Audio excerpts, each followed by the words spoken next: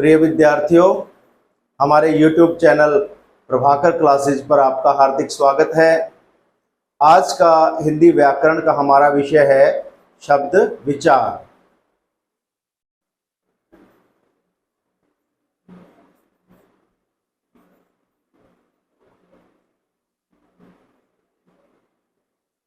शब्द विचार के अंतर्गत सबसे पहले यह समझना जरूरी है कि शब्द क्या होता है।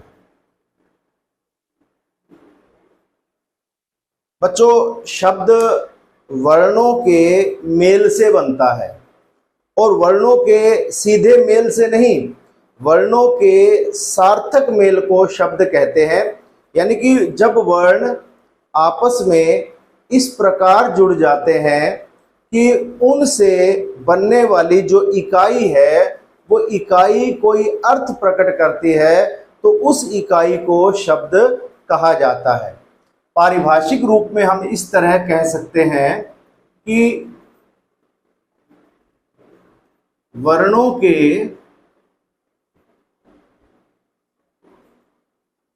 सार्थक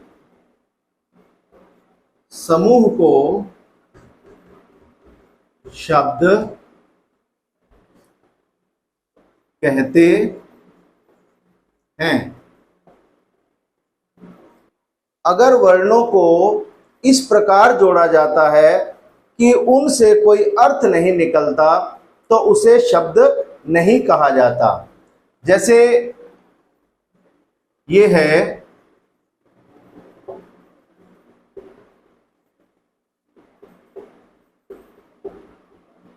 अब ये 6 वर्ण हैं और इन 6 वर्णों को इस तरह से जोड़ा गया है कि क अ क, म अ म, ल अ ल, इस तरह से एक क्रम में जोड़ा गया है कि इनसे जो ये इकाई बनी है, ये एक यूनिट बनी है, ये सार्थक है और इसलिए यह शब्द है। वर्णों का समूह है और साथ में सार्थक भी है, तो इसको हम शब्द कहेंगे। अगर हम इसको ऐसे कर देते हैं ल क म, इसमें भी वर्ण जुड़े हुए हैं, समूह है ये भी वर्णों का, लेकिन क्योंकि यह सार्थक नहीं है इसलिए यह शब्द नहीं कहलाएगा। शब्द के लिए वर्णों का सार्थक रूप से जुड़ना जरूरी है। अब हम देखेंगे कि शब्दों का वर्गीकरण किस प्रकार किया जाता है। शब्दों का वर्गीकरण यानी शब्दों को किन अलग अलग वर्गों में बांटा जाता है। तो शब्दों का वर्गीकरण 5 आधारों पर किया जाता है। पहला है स्रोत, इतिहास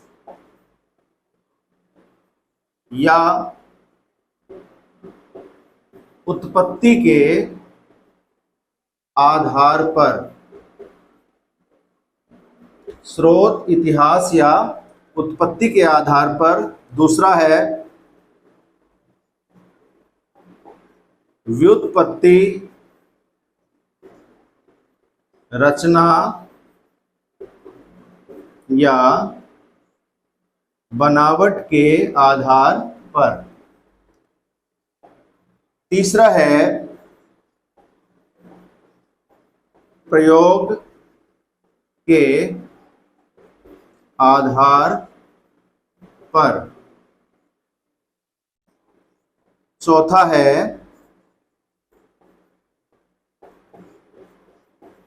व्याकरणिक प्रकार्य के आधार पर। और पांचवा है अर्थ के आधार पर। जैसे स्रोत, इतिहास या उत्पत्ति के आधार पर शब्द 5 प्रकार के होते हैं। ठीक है। व्युत्पत्ति, रचना या बनावट के आधार पर शब्द 3 प्रकार के होते हैं। प्रयोग के आधार पर शब्द 2 प्रकार के हैं।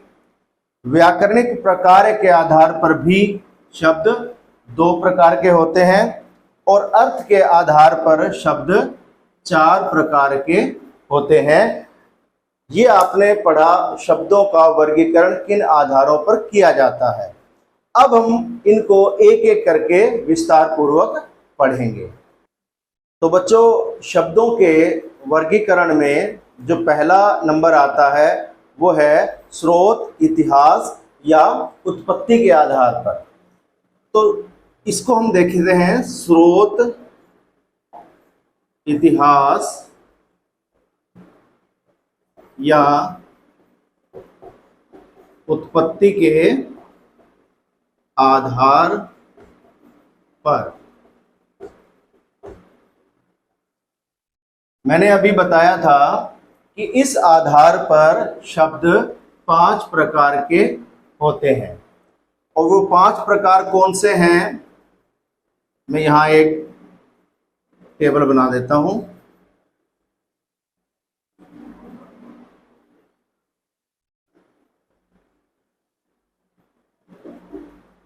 ये नंबर 1 है तत्सम, नंबर 2 तद्भव, नंबर 3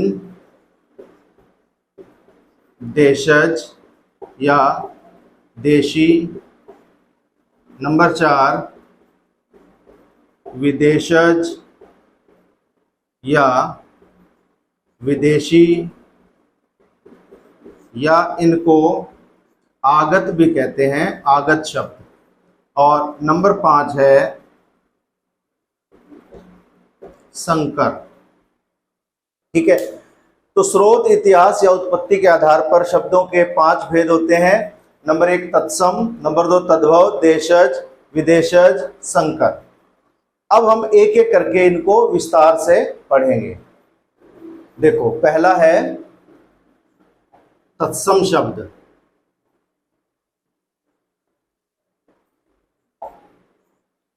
पहले इस शब्द के अर्थ को समझते हैं। तत्सम, तत् जमा सम।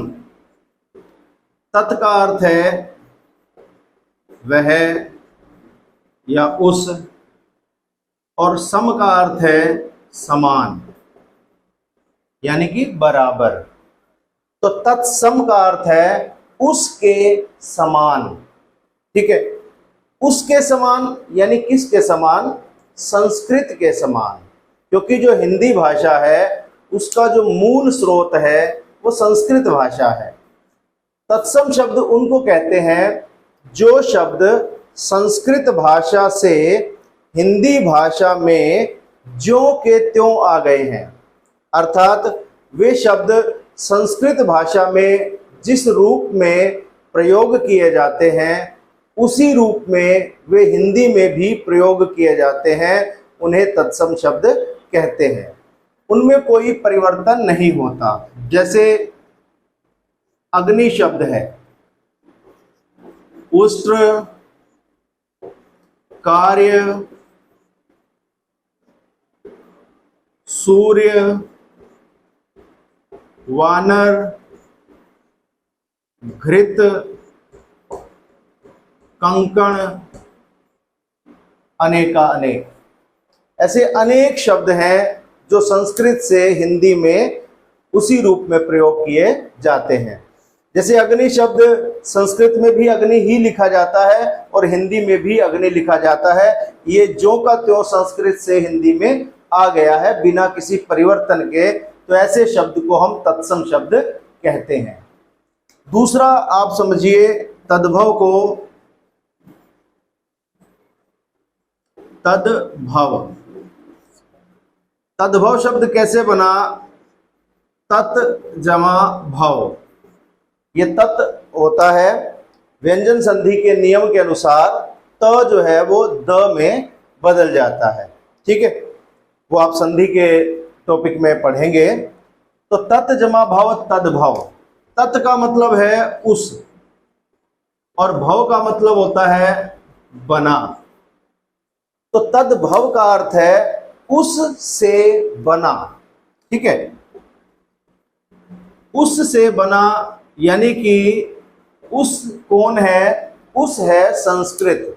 संस्कृत के लिए यह तत् शब्द आया है, यानी संस्कृत से बना हुआ। तो तत्सम और तद्भव में अंतर क्या है? तद्भव होते हैं वे शब्द जो संस्कृत से सीधे ही हिंदी में नहीं आए, संस्कृत से पाली, प्राकृत, अपभ्रंश, इन सब भाषाओं से गुजरते हुए हिंदी में आते आते जिन शब्दों का रूप बदल गया है उन्हें तद्भव शब्द कहते हैं। तत्सम शब्द तो संस्कृत से हिंदी में ज्यों के त्यों आ गए हैं बिना किसी परिवर्तन के, लेकिन जो तद्भव शब्द हैं वो संस्कृत से ही आए हैं, लेकिन ज्यों के त्यों नहीं आए, परिवर्तित होकर आए हैं, कुछ बदल कर आए हैं, उनका रूप बदल गया है हिंदी तक पहुंचते पहुंचते। आप ध्यान रखें, संस्कृत से हिंदी डायरेक्ट नहीं बनी भाषा। संस्कृत भाषा के बाद एक दौर आया, वो दौर था पाली भाषा का। पाली भाषा के बाद एक समय आया प्राकृत भाषा का। प्राकृत के बाद अपभ्रंश, और अपभ्रंश भाषा से हिंदी और अन्य आधुनिक भारतीय भाषाएं बनी हैं। तो संस्कृत से पाली, प्राकृत, अपभ्रंश, इन सब दौरों से गुजरती हुई संस्कृत के कुछ शब्दों में परिवर्तन आ गया है, और उस परिवर्तित रूप को ही, उस बदले हुए रूप को ही तद्भव शब्द कहा जाता है। जैसे अग्नि शब्द है, संस्कृत में जब ये इसी रूप में प्रयुक्त होता है अग्नि, तो ये तत्सम है, हिंदी में प्रयुक्त होता है तत्सम है। और जब इसका आग रूप प्रयुक्त होता है, अग्नि का मतलब आग, तो ये जो इसका रूप है ये इसका तद्भव रूप है। अग्नि से ही बदलकर आग शब्द बना है। उष्ट्र से ऊंट शब्द बना है। कार्य से काज शब्द बना है। सूर्य से सूरज शब्द बना है। वानर से बंदर शब्द बना है। घृत से घी शब्द बना है, और कंकण से कंगन शब्द बना है। तो ये जो सारे शब्द हैं ये तत्सम है, और ये जो सारे शब्द हैं ये इन्हीं तत्सम शब्दों के तद्भव रूप हैं। इसके बाद है देशज शब्द, तीसरा, देशज या देशी शब्द।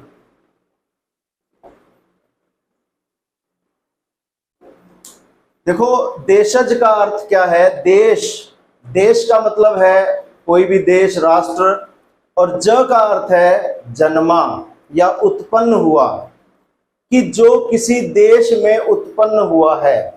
और देशी का मतलब भी है जो किसी देश विशेष का है। तो देशज शब्द किसे कहते हैं? देशज शब्द वे शब्द होते हैं जो हिंदी, संस्कृत या किसी भारतीय भाषा या किसी भी विदेशी भाषा के शब्द नहीं होते। देशज शब्द किसी भी भाषा के नहीं होते।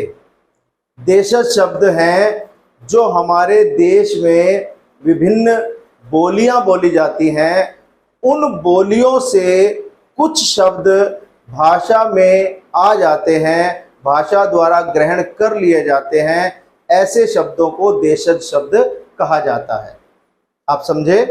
देशज का मतलब है ऐसे शब्द जो किसी भी भाषा के नहीं हैं, जो भारत की विभिन्न बोलियों से हिंदी भाषा में ग्रहण कर लिए गए हैं, उन्हें देशज शब्द कहते हैं। दूसरी बात यह है कि कुछ शब्द ऐसे हैं जिनका आज तक भाषा वैज्ञानिक पता नहीं लगा पाए कि ये शब्द कहाँ से आए हैं, किस भाषा से आए हैं, यानी कि उस भाषा के स्रोत के बारे में भाषा वैज्ञानिक अभी तक जान नहीं पाए हैं। तो जिन शब्दों का स्रोत उन्हें पता नहीं चला, उन शब्दों को भी भाषा वैज्ञानिकों ने देशज शब्दों की श्रेणी में डाल दिया है। ठीक है, तो ऐसे शब्दों की एक लंबी सूची है जिसे मैं यहां आपके सामने रखता हूं। देखिए, ये हैं देशज शब्द। अटकल, आटा, ऊट पटांग, काइयां। काइयां का अर्थ होता है धूर्त। धूर्त व्यक्ति के लिए, चालाक व्यक्ति के लिए हम काइयां शब्द का प्रयोग करते हैं। कुटू, कुटू जो कुटू का आटा होता है जो व्रत वगैरह में खाया जाता है। खचाखच, खिचड़ी, जूता, झंझट, झाड़ू, ठेंगा, थोथा, थोथा मतलब खोखला, पापड़, पपीहा, पिल्ला जो कुत्ते का बच्चा होता है, बल्ला, भिंडी, भोंदू, भोंदू मतलब मूर्ख, भोंपू, मांद, मांद मतलब गुफा होता है, पशु इत्यादि रहते हैं उसमें, जंगली जानवर, रेवड़ी, लस्सी, लोटा। तो ये सारे शब्द देशज शब्द हैं। ये किसी भी भाषा के नहीं हैं, ये विभिन्न बोलियों से भाषा में आए हुए शब्द हैं। और ये सिर्फ इतने ही नहीं हैं, और भी बहुत हैं जिसे लिखना यहां संभव नहीं है। इसके बाद चौथा भेद विदेशज या विदेशी या आगत शब्द।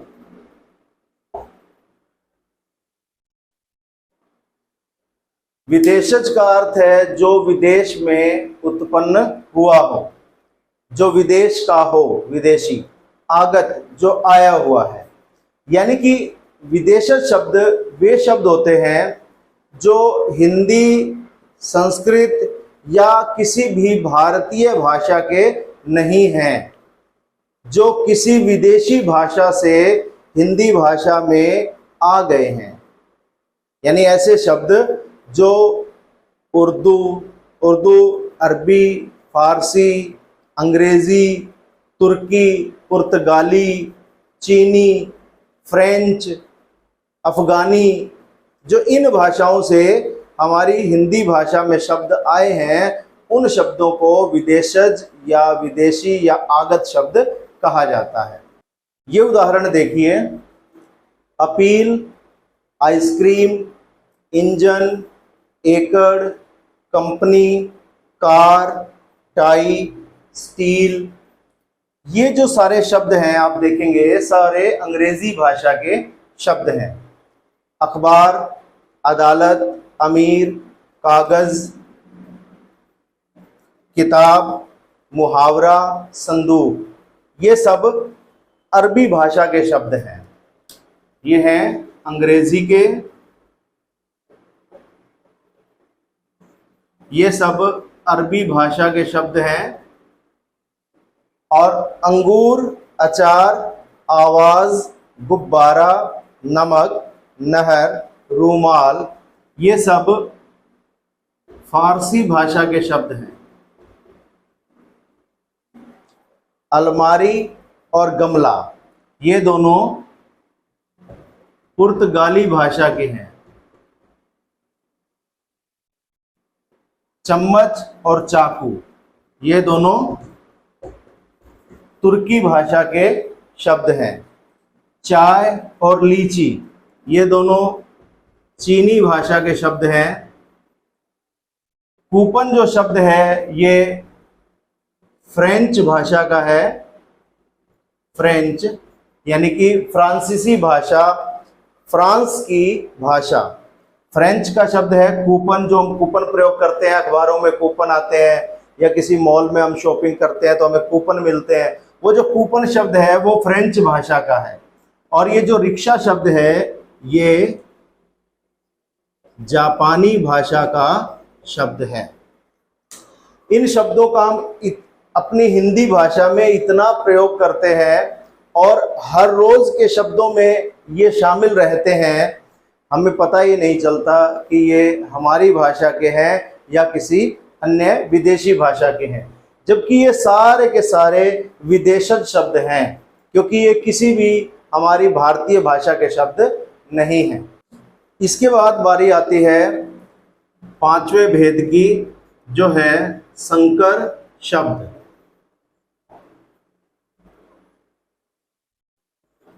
ठीक है, संकर शब्द का अर्थ क्या है? संकर शब्द वे शब्द होते हैं जो दो शब्दों के मेल से बनते हैं। पहली बात यह है। दूसरी बात यह है कि जिन दो शब्दों के मेल से वे बनते हैं वो दोनों शब्द किसी एक भाषा के नहीं होते।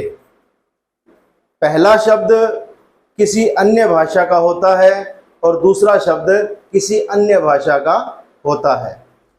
पहली बात तो आप ये ध्यान रखेंगे कि संकर शब्द हमेशा दो शब्दों के मेल से बनेगा। एक शब्द कभी संकर शब्द नहीं होता, दो शब्दों के मेल से बनेगा। दूसरी बात आपको ध्यान रखनी है कि वो दोनों शब्द अलग अलग भाषा के होंगे। जैसे उदाहरण के लिए ये शब्द है टिकट घर। अब टिकट घर शब्द जो है वो पूरा एक शब्द लेकिन दो शब्दों के मेल से बना हुआ आपको स्पष्ट दिखाई दे रहा है कि एक शब्द है टिकट और दूसरा शब्द है घर।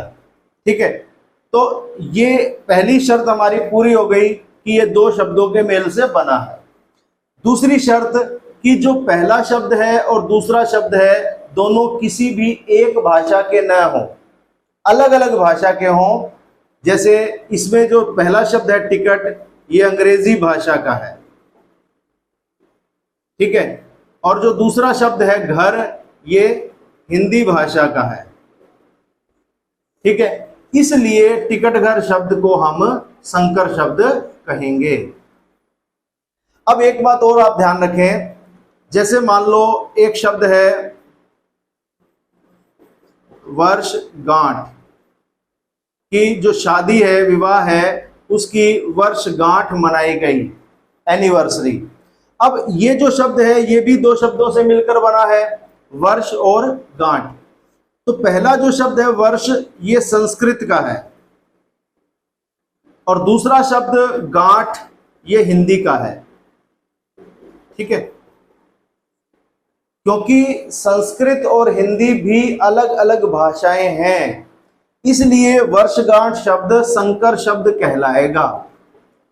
कुछ लोगों को यह संदेह होता है कि संस्कृत और हिंदी तो एक ही बात है, संस्कृत से ही हिंदी बनी है।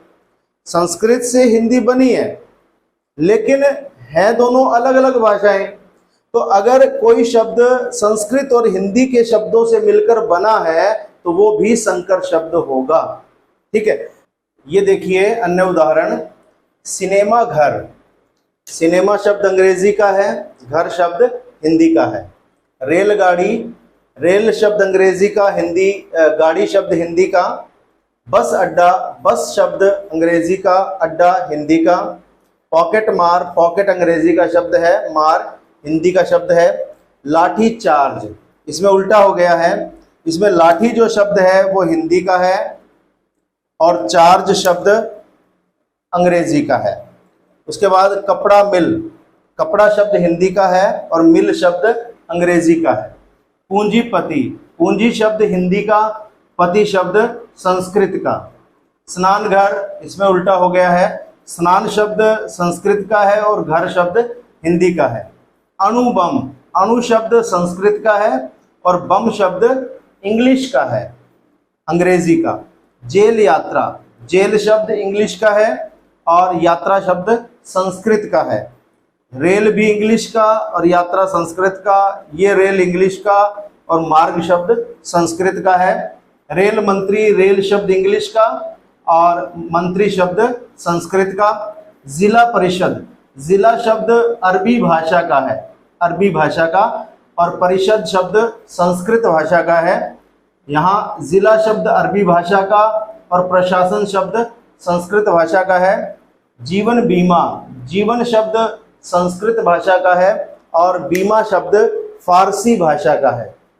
तो इस प्रकार ये शब्द ऐसे हैं जो दो शब्दों के मेल से बने हैं और दोनों शब्द अलग अलग भाषाओं के हैं। यहां एक बात और आप स्पष्ट रूप से समझ लें कि जैसे एक शब्द है विद्यालय, विद्यालय जो शब्द है ये इसमें भी दो शब्द हैं, एक विद्या और एक आलय, ठीक है। ये संकर शब्द नहीं है। क्यों नहीं है? क्योंकि विद्या शब्द भी संस्कृत का है और आलय शब्द भी संस्कृत का है। इसमें हमारी एक कंडीशन पूरी होती है कि ये दो शब्दों के मेल से बना एक शब्द है, लेकिन दूसरी जो शर्त है कि दोनों शब्द अलग अलग भाषा के होने चाहिए, वह शर्त इसमें पूरी नहीं होती, इसलिए ये संकर शब्द नहीं है। ऐसे ही पाठशाला शब्द है, ऐसे ही प्रधानमंत्री शब्द है, ठीक है। तो इन सब शब्दों में दोनों शब्द पाठ और शाला दोनों संस्कृत के हैं, प्रधान और मंत्री ये भी दोनों संस्कृत के हैं, इसलिए ये संकर शब्द नहीं कहलाएंगे। इस बात का आपको ध्यान रखना। तो प्यारे बच्चों, इस वीडियो में आपने स्रोत, इतिहास या उत्पत्ति के आधार पर शब्दों के वर्गीकरण के बारे में विस्तार से पढ़ा। इसके वर्गीकरण के जो बाकी आधार हैं उन्हें हम अगली वीडियो में पढ़ेंगे। तब तक के लिए अलविदा।